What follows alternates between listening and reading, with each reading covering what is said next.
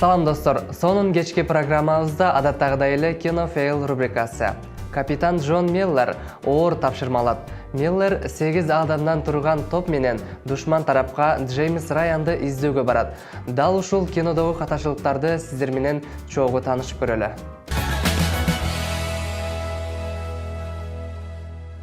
Октор атылып жатат. Каармандын көкүрөгүндө кандайдыр бир коробкабы же башка нерсеби турганы байкалып турат. Бир аздан соң эле дал ошол жерге ок тийип жарадар болот.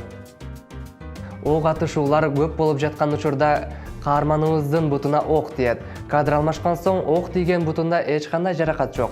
Мына силерге кинонун магиялык күчү. Будь я проклят. Дагы бир аскерлердин катачылыгы. Жарадар болгон актер мырзанын денесиндеги канды сүртүп тазалап жатышат. Сиздер чынында эле өзүнүн денеси ушундай кан болду деп ойлодуңуздар да? Жок, жасалма маска.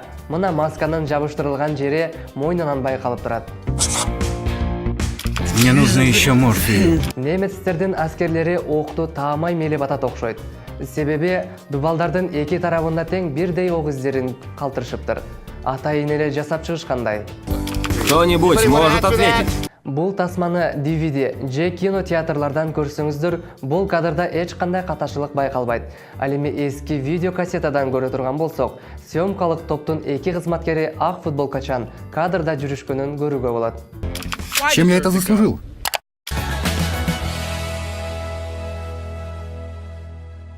Ардактуу телегөрүүчүлөр, бул тасмадагы кетирилген катачылыктарды да карап чыктык. А мен сиздер менен бир жаңылык бөлүшкүм келип турат. Эми кыргыз тасмаларындагы кетирилген катачылыктарды да чагылдыра баштайбыз. Сөзсүз көрүңүздөр, кызыктуу болот достор. Кийинки берүүдө кыргыз киносу жөнүндө сөз кылабыз. Эфир аркылуу жолукканча жакшы туруңуздар.